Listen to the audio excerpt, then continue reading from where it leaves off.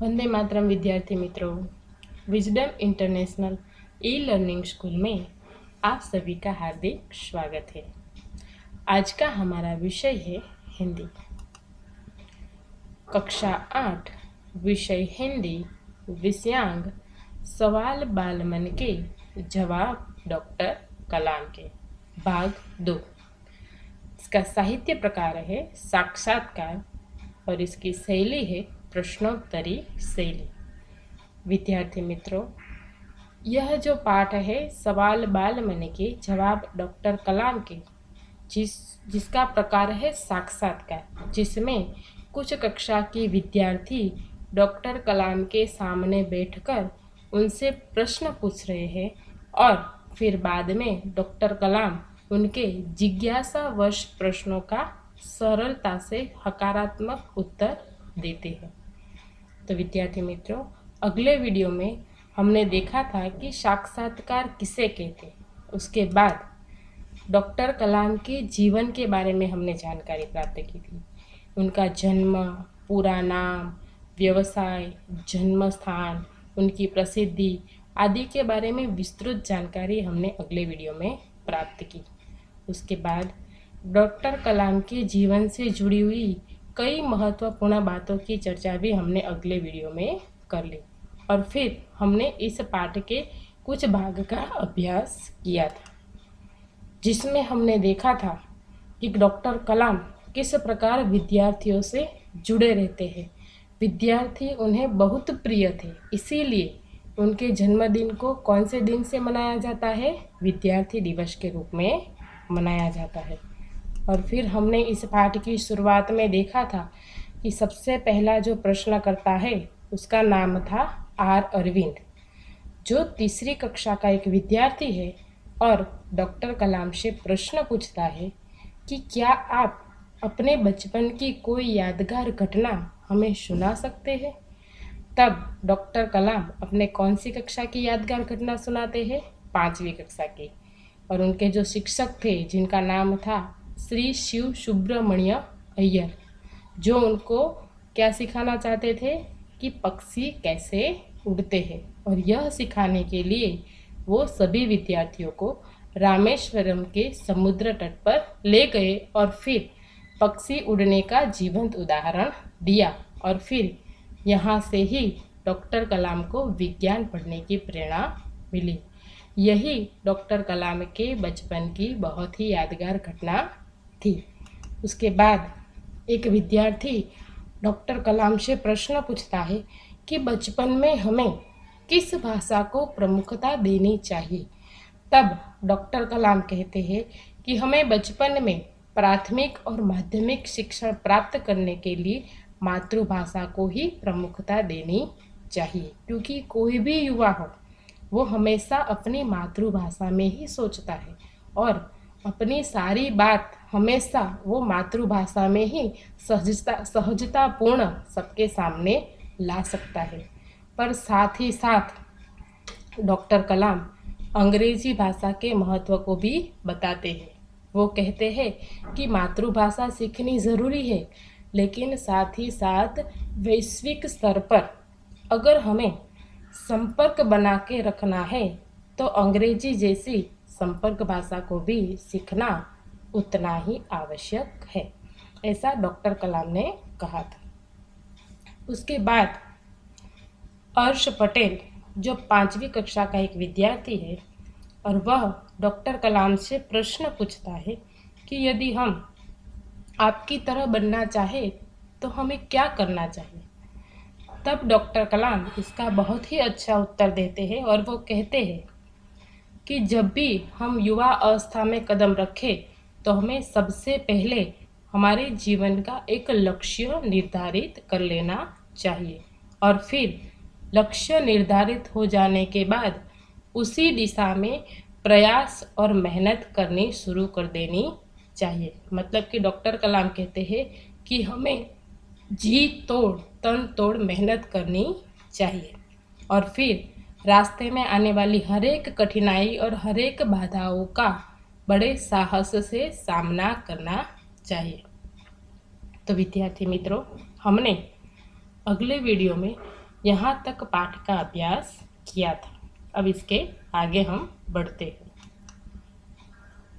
प्रश्नकर्ता चिराग जैन, कक्षा 7, बॉम्बे, कैम्ब्रिज, अंधेरी, मुंबई। वह कौन सी बड़ी चुनौती है जिसका सामना हमें आज करना पड़ रहा है?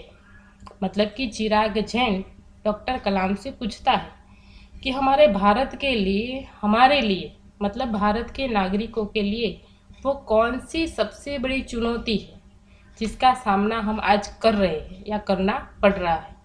तो डॉक्टर कलाम कहते हैं कि भारत को सन 2020 तक एक विकसित राष्ट्र के रूप में परिवर्तित करना और देश के 1 अरब से अधिक नागरिकों के चेहरों पर मुस्कान देखना, यही राष्ट्र के समक्ष सबसे बड़ी चुनौती है।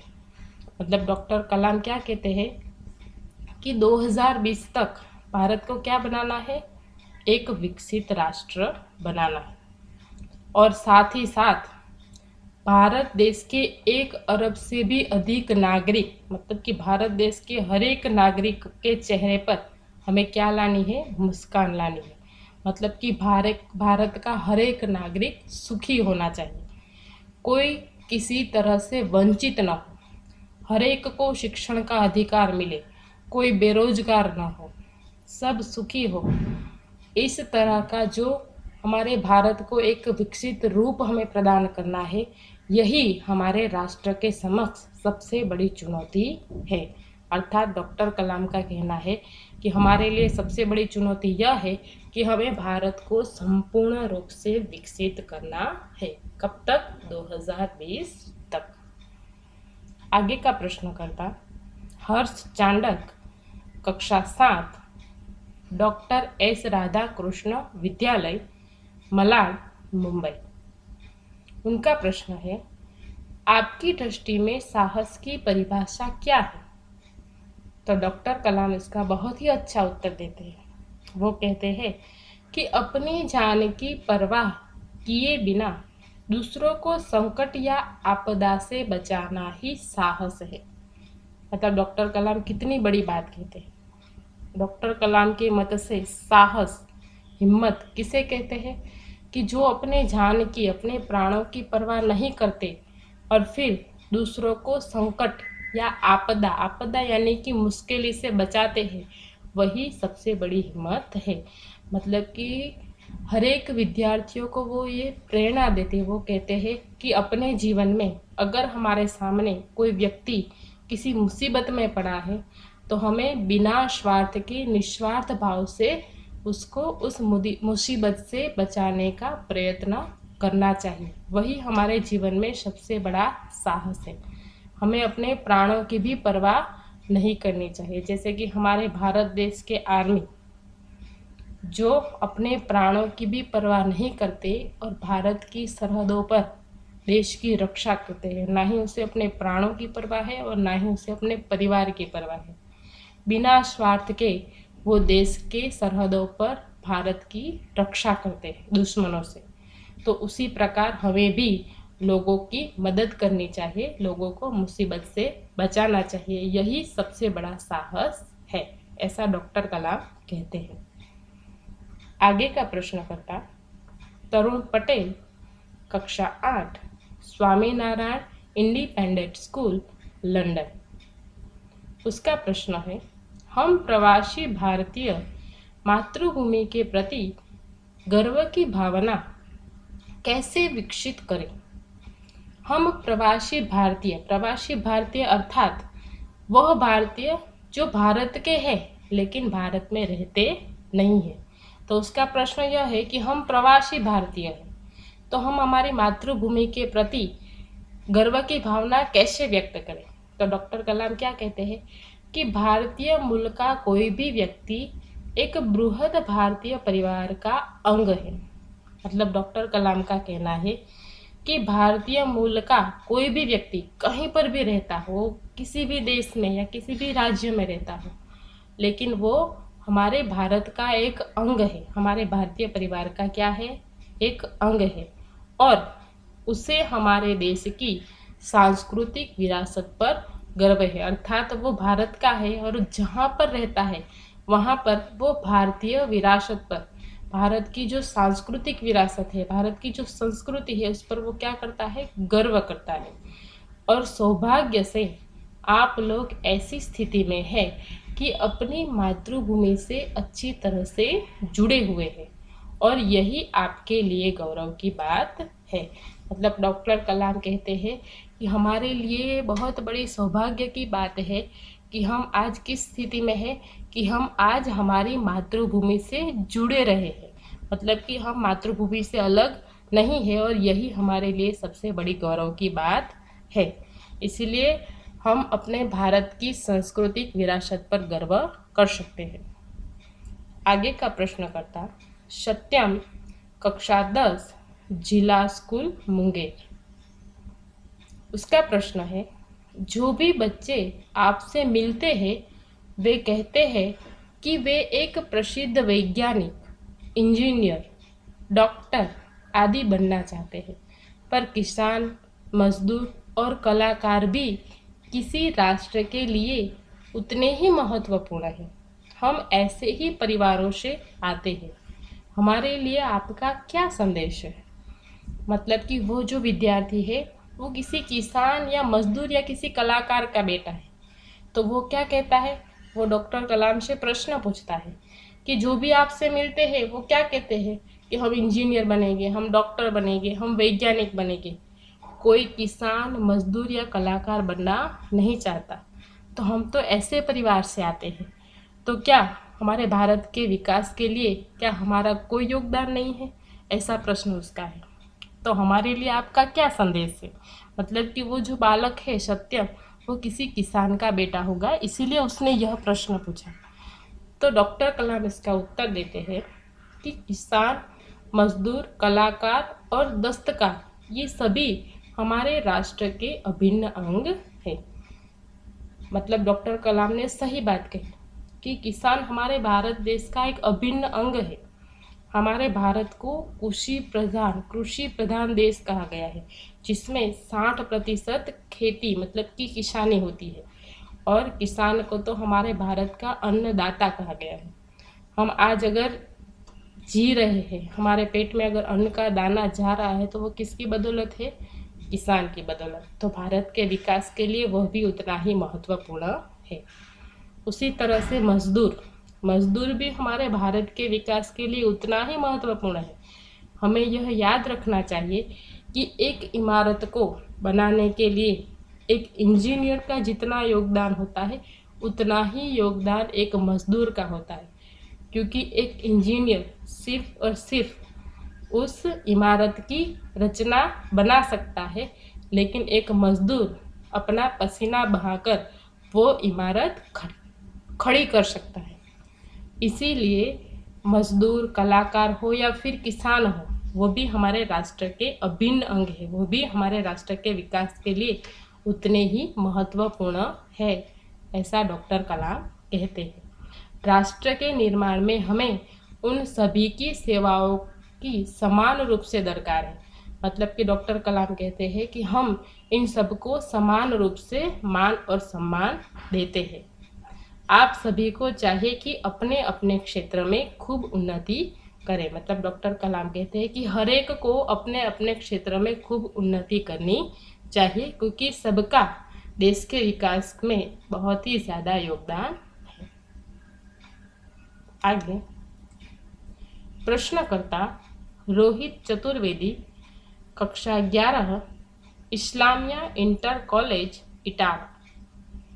उसका प्रश्न है, आप कहते हैं कि भारत 2020 तक विकसित राष्ट्र बन जाएगा, पर निरंतर बढ़ती जनसंख्या और बेरोजगारी इसे संभव होने देगी? उसका प्रश्न बहुत बड़ा है।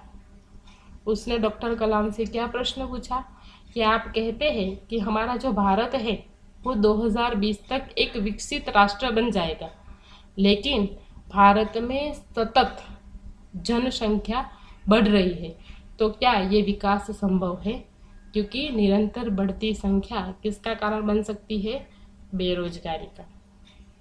तो उसका प्रश्न बहुत ही सही है। तो डॉक्टर कलाम क्या कहते हैं कि विकास स्वयं जनसंख्या वृद्धि को रोकने की अचूक औषधि है। मतलब कि जैसे जैसे भारत देश में विकास बढ़ेगा वैसे वैसे जनसंख्या की वृद्धि अपने आप रुक जाएगी, अपने आप धीमी हो जाएगी। क्यों? क्योंकि विकास में सबसे ज़्यादा महत्वपूर्ण है जन शिक्षा। इसीलिए डॉक्टर कलाम कहते हैं कि इसमें जन शिक्षा विशेषकर स्त्री शिक्षा की बात भी सम्मिलित है। मतलब डॉक्टर कलाम का कहना है कि जैसे जैसे विकास होगा, जैसे जैसे शिक्षण बढ़ेगा, जैसे जैसे जनता शिक्षित होगी, उसमें भी अगर स्त्री शिक्षा जिस प्रकार बढ़ेगी उसी प्रकार लोगों की मानसिकता भी अलग होगी। इसीलिए वो कहते हैं कि इससे छोटा परिवार सुखी परिवार की मान्यता को बल मिलता है। मतलब कि जैसे ही लोग शिक्षित होंगे और उसमें भी स्त्री शिक्षण प्राप्त करेगी, स्त्री को अगर शिक्षा का अधिकार मिलेगा तो उसके मन में भी यह मान्यता जागृत होगी कि छोटा परिवार सुखी परिवार, और धीरे धीरे लोग इस मान्यता को मानने लगेंगे, इस मान्यता को बल मिलेगा और जनसंख्या की वृद्धि अपने आप ही धीरे धीरे रुक जाएगी। भारत 2020 का मिशन यहाँ के युवाओं को रोजगार के पर्याप्त अवसर सुलभ कराएगा। मतलब कि भारत को 2020 तक क्या बनाना है? एक विकसित राष्ट्र बनाना है। इसीलिए उसका जो मिशन है उसके कारण कई युवाओं को रोजगार मिलेंगे, रोजगार के अवसर मिलेंगे, कोई बेरोजगार नहीं रहेगा और ग्रामीण क्षेत्रों में बड़ी बड़ी संख्या में उद्योग धंधे स्थापित किए जाएंगे, जिससे उन क्षेत्रों में रोजगार के प्रचुर अवसर पैदा होंगे। मतलब कि डॉक्टर कलाम कहते हैं कि जो ग्रामीण क्षेत्र है, जो गांव है, वहाँ पर बड़ी संख्या में बड़े बड़े उद्योग और धंधे की स्थापना होगी और उसी कारण गांव में रहने वाले कई युवाओं को रोजगार के अवसर मिलेंगे और धीरे धीरे बेरोजगारी खत्म हो जाएगी। इसके आगे का प्रश्नकर्ता अर्श मेहता, कक्षा 12, तेजस हाई स्कूल बड़ौदा। उसका प्रश्न है कि आपको ऐसा क्यों लगता है कि 2020 तक भारत विकसित राष्ट्र बन जाएगा? इसका प्रश्न बहुत सही है। डॉक्टर कलाम उसका उत्तर देते हुए कहते हैं कि भारत की जनसंख्या 1 अरब से अधिक है। इसमें 54 करोड़ लोग 25 वर्ष से कम आयु के हैं। ये हमारी राष्ट्रीय शक्ति है। मतलब कि डॉक्टर कलाम बहुत ही अच्छा उत्तर देते हैं। वो क्या कहते हैं कि हमारे भारत की जो संख्या है वो 1 अरब से अधिक है और उसमें भी 54 करोड़ लोग जो है वो 25 वर्ष से कम आयु के हैं, यानी कि भारत का युवा धन है जो किसी भी राष्ट्र की सबसे बड़ी शक्ति होती है, क्योंकि जिसके पास जितना ज़्यादा युवा धन होगा उतना ही उस देश का विकास ज़्यादा होगा। तो भारत को 2020 तक विकसित राष्ट्र में परिवर्तित करने के लिए हमारे पास प्रचुर प्राकृतिक संसाधनों के साथ ही सुनियोजित खाका भी उपलब्ध है। मतलब कि डॉक्टर कलाम कहते हैं कि भारत को एक विकसित राष्ट्र बनाना है, इसके लिए हमारे भारत के पास प्रचुर मात्रा में प्राकृतिक संसाधन, मतलब कि भारत प्राकृतिक रूप से बहुत ही समृद्ध देश है, एक कृषि प्रधान देश है, इसीलिए प्राकृतिक संसाधन भी हमारे पास प्रचुर मात्रा में है और साथ ही साथ सुनियोजित मतलब कि सुव्यवस्थित पहले से आयोजित किया हुआ खाका यानी कि नक्शा भी हमारे पास है, ताकि हम 2020 तक भारत को एक विकसित राष्ट्र बना सकें। और साथ ही साथ 54 करोड़ युवाओं के विचारों की एकता निश्चय ही इसे विकसित राष्ट्र में परिवर्तित करने में सफल होगी। मतलब कि हमारे भारत के पास कितना युवा धन है? 54 करोड़ युवा धन है और ये सब अगर एक हो जाए, इन सब के विचार अगर एक हो जाए तो निश्चय ही 2020 तक एक भारत एक विकसित और समृद्ध राष्ट्र बन जाएगा और हमें सफलता मिलेगी। आगे का प्रश्नकर्ता एस कार्तिक, कक्षा 12, अमर ज्योति इंग्लिश स्कूल, बेंगलुरु। उसका प्रश्न है, कई छात्रों के बड़े बड़े लक्ष्य होते हैं, पर आर्थिक तथा अन्य समस्याओं के कारण वे इन्हें प्राप्त नहीं कर पाते। वे अपना लक्ष्य आखिर कैसे प्राप्त करें? उस विद्यार्थी का प्रश्न अच्छा है। उसने पूछा कि हमारे भारत के कई छात्र ऐसे हैं जिसके बहुत बड़े बड़े लक्ष्य हैं, बहुत ऊंचे विचार हैं, लेकिन उसके पास आर्थिक समस्या है, मतलब कि उसके पास उतने पैसे नहीं है, तो फिर वो अपना लक्ष्य कैसे प्राप्त करे? यह उसका प्रश्न है। तो डॉक्टर कलाम कहते हैं कि स्कूल में पढ़ाई में अच्छा प्रदर्शन करने पर छात्रवृत्ति प्राप्त होगी। मतलब कि विद्यार्थियों को अगर स्कूल में अच्छा प्रदर्शन किया है, पाठशाला में अच्छे क्रमांक या नंबर प्राप्त किए हैं, तो उसे क्या मिलेगी? शिष्यवृत्ति मिलेगी, पैसे मिलेंगे सरकार के द्वारा। और साथ ही साथ उच्च शिक्षा के लिए बैंकों से ऋण लेने हेतु पात्रता भी बनेगी।